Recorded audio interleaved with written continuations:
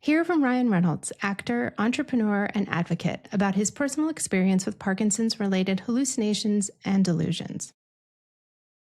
About 10 years ago, two things changed my life. Deadpool got greenlit, and we lost my father to Parkinson's disease. Basically, you sort of know what to expect from Parkinson's physically, but no one warned us about the hallucinations and delusions. Around 50% of people with Parkinson's endure this at some point. Exactly. It was brutal on him and on me and the boys. And you're not just losing your partner, but you also start to lose yourself. But today, there's more help than ever, thank God. Yeah. Visit moretoparkinsons.com to learn more and for additional resources. This podcast is sponsored by Acadia Pharmaceuticals. Ryan Reynolds is a spokesperson for Acadia. Views expressed are those of the host.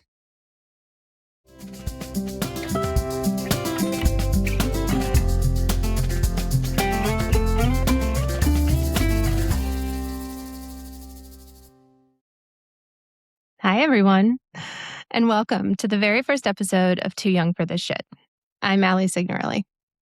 This podcast talks about fighting back and finding joy in the face of things that we didn't see coming in our life, no matter what age we are.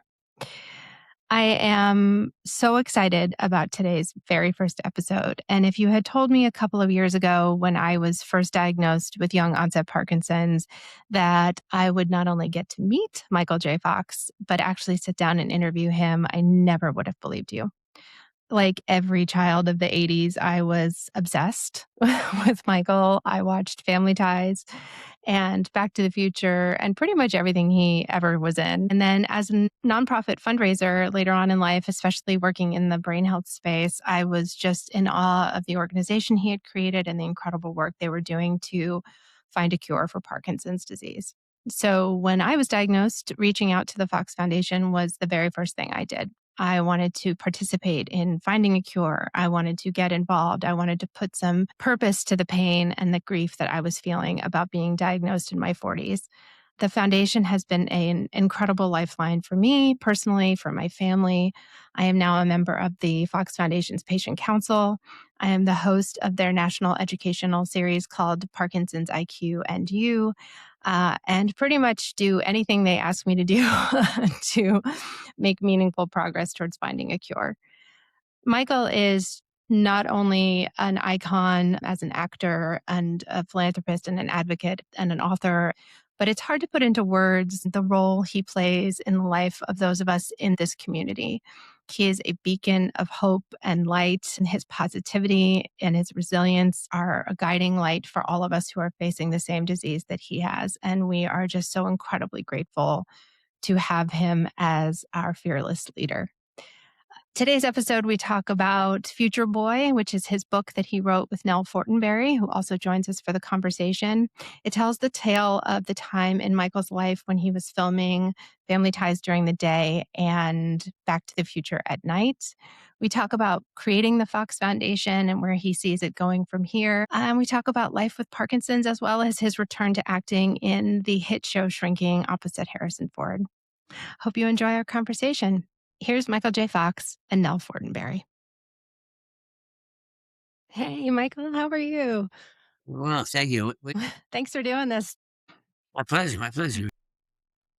Michael, I watched the first episode of Shrinking last night. It was so good. Yeah, it was fun. It was fun to work and not have to worry about that. And sometimes being manifest, it just does work for me.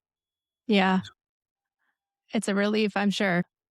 He's fantastic. Harrison's so great. I mean, you had met him before, but never. Him a couple done times. We were all from the same ambulance school of Steven Spielberg and all those folks. But as I say, I met him before when he was, I think, for Nancy Reagan came out for stem cell research. In 2007 or something, he was there. Hello. Hi. Yeah. Sorry, I just had to get my my shot rearranged, so I have the book in the background. Perfect. We did it. We made it. She was in the bookstores and rearranges the shelves. Yeah, I do actually. That's so true. It's not bullshit. If I find the book on a lower shelf, I'm like, look around. Move it up. Move it on up to eye level. Put it at the center. Well, thank you guys for doing this. I'm so appreciative of your time, and I'm just thrilled that you guys done this. I read the book. It was amazing. And I just thought we could talk a little bit about, well, first, how you guys met and when you started working together and worked together all these decades. Oh, go ahead. You answer. You forget with the facts. Back around 1995, I think, Michael was looking for somebody to run his production company in New York. The pilot for Spin City had been shot, but they hadn't yet started production on the first episode after the pilot. So his lawyer called me. I actually knew I was working for Brad Gray and Bernie Brillstein at the time in New York City. And I really loved my job. I was having a great time. And his lawyer called and asked if I'd be interested in the job. And I said no originally because I had a job that I loved. And his lawyer very smartly said, go have a drink with Michael J. Fox. Like, what's the matter with you? So I was like, yes, okay, you're right. So Michael and I met for an afternoon Diet Coke. And I don't know, within like 10 minutes, I knew I had to work with him. And we just had a very sort of like-minded approach to producing television, the things that we liked, movies and TV that we liked. But also I could just tell we would be friends, which I think is very important to both of us, you know, to have a partnership where you also enjoy spending time together, because we spent a lot of time together over the last 35 years. But at any rate, so I started working on Spin City at the very beginning and have worked for him ever since. Wow. Michael, you've got some long-standing relationships. That's impressive. Yeah, I'm very lucky. I met some amazing people, both with in my career, in my personal life, and in the lives as well. And the people that you know, you're associated with all of them. Some amazing people, and that's been the biggest. And now we've through all this. We've personal friendship, obviously, and what we've done as producing partners, book creators, and Nelle is the first board member of the foundation. Amazing, Nelle. You've been involved since the start. That must be incredible to watch its rise over the course of the last 25 years, right? Yeah, Michael and I were just at the all-staff meeting 2 days ago in New York City. We had over 300 employees come in from all over the country for this full-day conference. And I think both of us were just amazed. We started in the Spin City production office with 3 of us. It was just Debbie Brooks, Michael and I hired as our first executive director, and then the 2 of us. And yeah, I mean, I didn't know that Michael had Parkinson's when I first started working with him. It took a year or so for him to divulge that information to me. And then when he decided that it was time to leave acting and to leave Spin City, I just thought, like, what can I do to help you? I know nothing about philanthropy or science or Parkinson's in particular, but I'm here to help at least get you started. So we sort of got the organization off the ground, and as I said, hired Debbie Brooks and put together the first board of directors, and then started hiring employees, and I've just never left.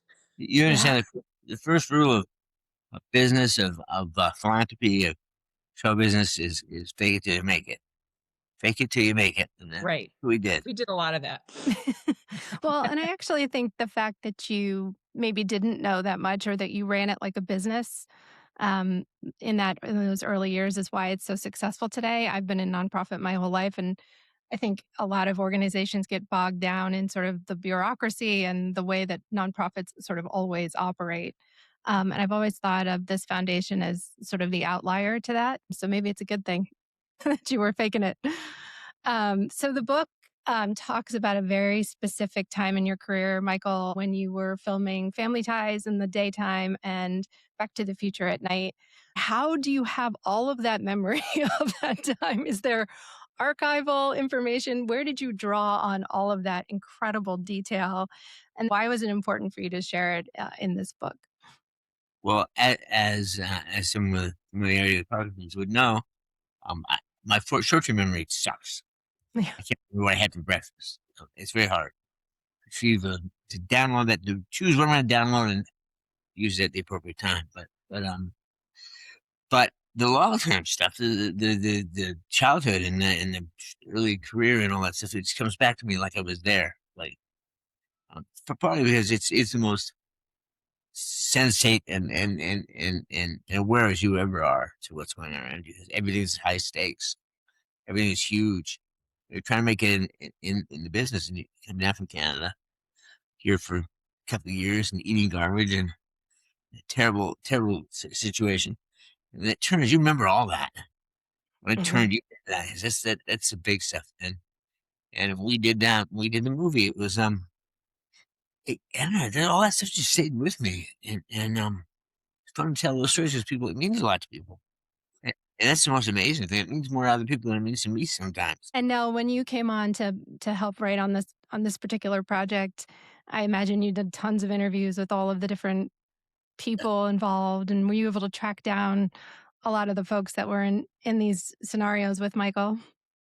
Well, it helps when your email subject line says "favor for Michael J. Fox." Like, anyone that you write to that's been in his world, like, not only opens that email immediately, but answers yes. So we, obviously we sat down with all the important folks, the cast and the writers of Back to the Future, the director and writer Bob Zemeckis, and as well as some of the production crew. Because what was interesting for Mike, I think, is that he, of course, could recall the scenes he was in. Most of the scenes involve Marty, but the 6 weeks of production that took place before he joined the project, the all of that came before and trying to get Back to the Future sold and set up as a movie in the first place, the post-production, all of that involved members of the crew that he wasn't privy to, was really interesting for both of us to talk to the people involved in that, and to really learn from them. Michael asked everybody the same question, which was like, when did you know this was going to work? And for some of them,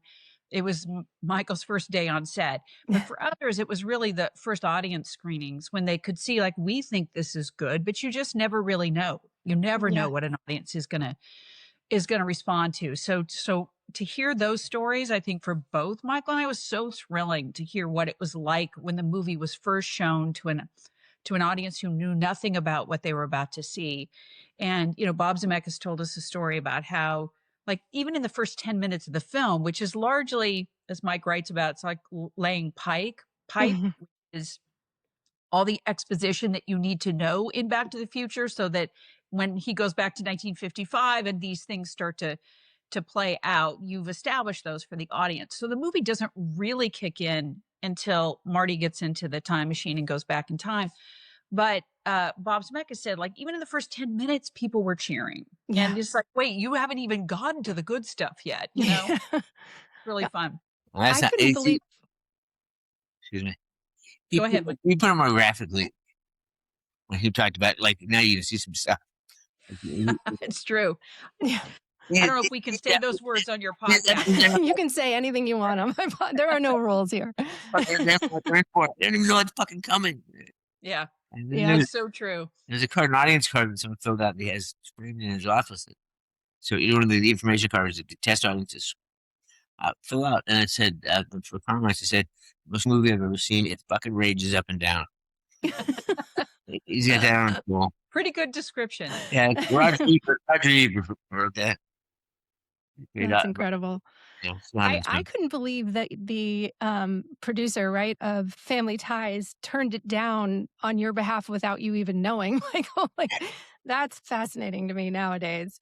Interesting move. I would have been, if I was older, I would have been more pissed off. But I was so young, I just absorbed all that stuff. I just said, now what? Now what? Like, the important part of that conversation was, I knew before, it was, now. And I knew now. I knew that what I had. And I was gonna get bogged down in being upset at him. He had a show. He'd been solely in television for a while. Finally had a show that was a big hit show. And some big shot producer, who happened to be a friend of his, comes to him and says, "Give me the star of your show."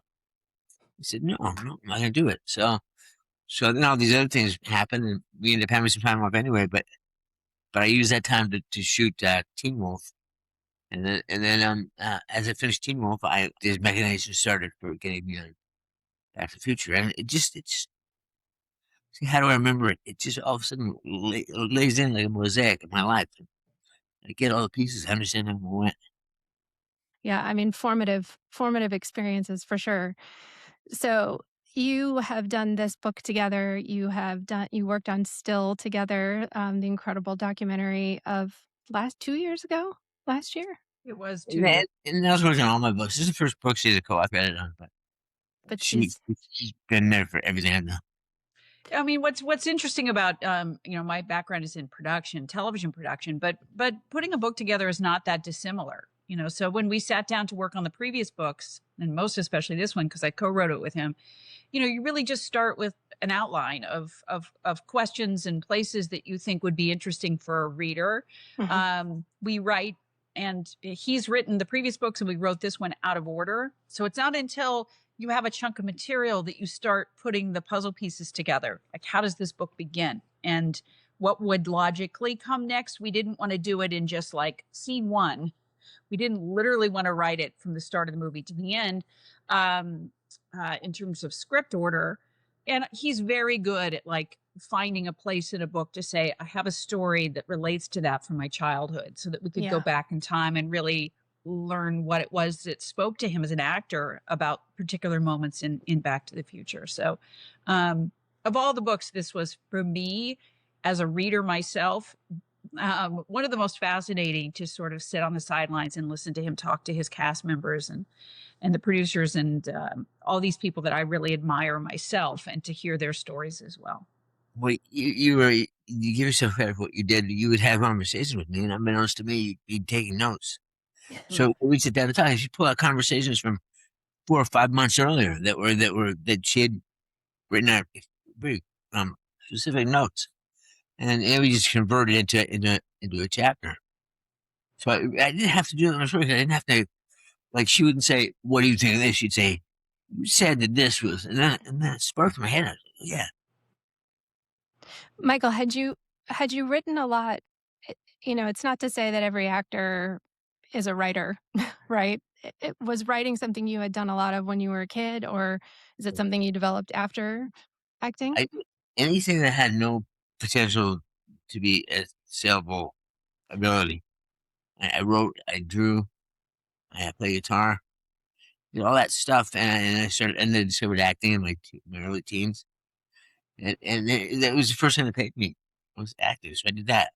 But I always loved to write, and I love to tell stories, and so it's been a nice experience. And I had this great writer in the family, Michael Pollan, my brother-in-law, who's a great writer. He took me aside and taught me some stuff, and how to tell a story, and how to incorporate velocity in everything you do, keep it moving, it really helped me a lot. And so I love writing. And writing is a great retreat for me from the physical world that I don't want to participate in to the extent that I used to. Now I can go, and now I have the wherewithal to do it in my head and live these stories out again, and just not being caught up in what I physically can't do. The thing is, I'm not worried about what I can't do, worried about what I can do, and it's a lot. And even though I was wondering down, like, I can't play guitar anymore, I broke my hand. I can't act in a broad sense anymore because I don't have the facility to play characters who don't have Parkinson's. So it's a tricky thing, but acting has kept me in the I've been able to remain at the be. Yeah. Is that right? I always think that if Mike hadn't been a famous actor, he could very well have been a famous writer, or a musician or an artist. Like, he is very good at all those creative things, And it's true, as when we started on writing books, or he started writing books, and I was working with him years ago, he could type so that he could sit at the computer himself and edit, what we were working on. Those days are no longer possible for him, but that's fine because I can type. So we sit in the room together, and I read and rewrite and throw things back and forth. And I really love to save the pages when I print them out. He still will doodle his art. A really funny cartoonist. So he'll doodle on the side of those, and those get tucked away in my own, private file to keep. My typing now is ridiculous. My typing is, I constantly get emails and texts from my wife that just say, WTF.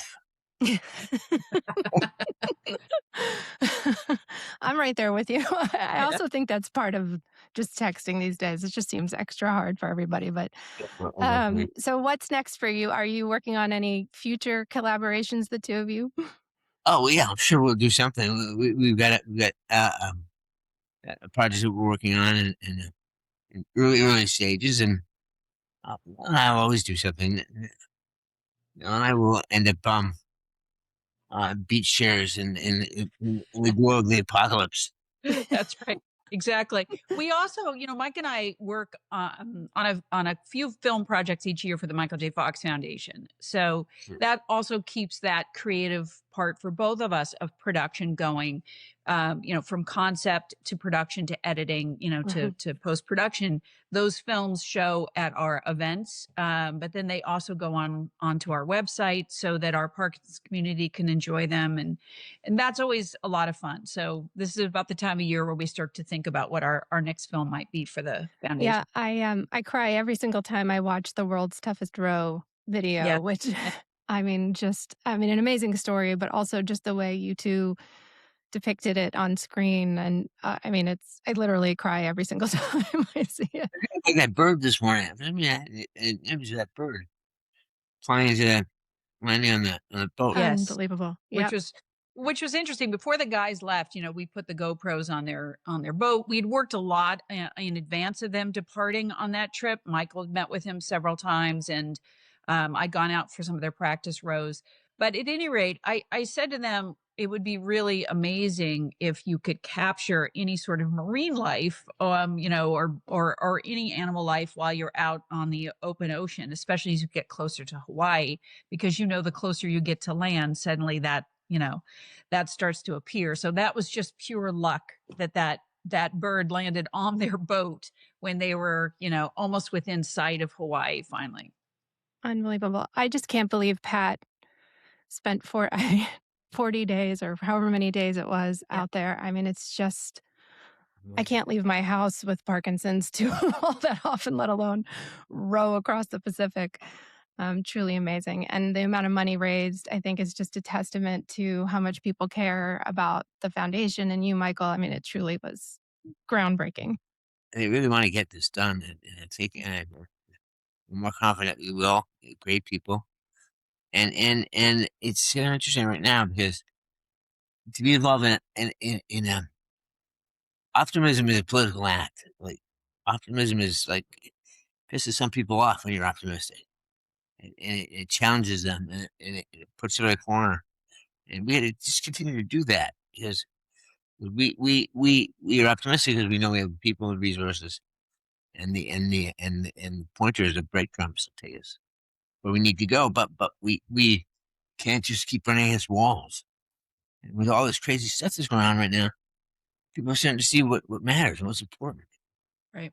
What we can do. And I think finding a new level of brain science to answer some of our problems is more important than throwing people out in the snow. Yeah. It's just sorry, downer. No, but it is true. And I think, the other difference, Michael's always been an optimist. He's a famous optimist. But what I've learned in watching how he approaches things is that there's a real, people sometimes equate optimism with hope. And hope to me now is just more passive, whereas optimism is an active word for him. Like he has approached this foundation and the ability to try to cure a major neurological disease and to help all people with neurological illnesses. He's approached it with optimism. That doesn't mean he's sitting on the sidelines. Our foundation goes at this hard every single day. I think we Yeah. both feel like it's going to happen. Yeah, when I was first diagnosed, I think it's maybe the Canadian in us, Michael, but people used to say, "You're optimistic, you're hopeful now, just wait, just wait. The disease will take it out of you." And I always say, it hasn't taken it out of Michael. So 8 years in, if I'm half as hopeful and half as optimistic as you are down the road, I will be very proud to have held on to that. So You're doing great work, and it's really important to if you can do something that there's you took it you I would say it's such a privilege to be able to do this. You recognize the challenge as a privilege, and you recognize the challenge as a privilege. You say, "I'm this opportunity. I have certain gifts that I can use, and I can put to my benefit and people and the community's benefit." And you've done it. Really great. I really I'm just appreciate trying to follow your lead, Michael. I'm just trying to follow your amazing lead. I was saying, Nell, before you joined, that I watched the first episode of Shrinking last night. And Michael, I don't know how much you're online these days, but if you could see the just constant posts from members of this community about what that role means to them, and I mean what you mean to them, but having a visual representation to the world about what we go through as patients is.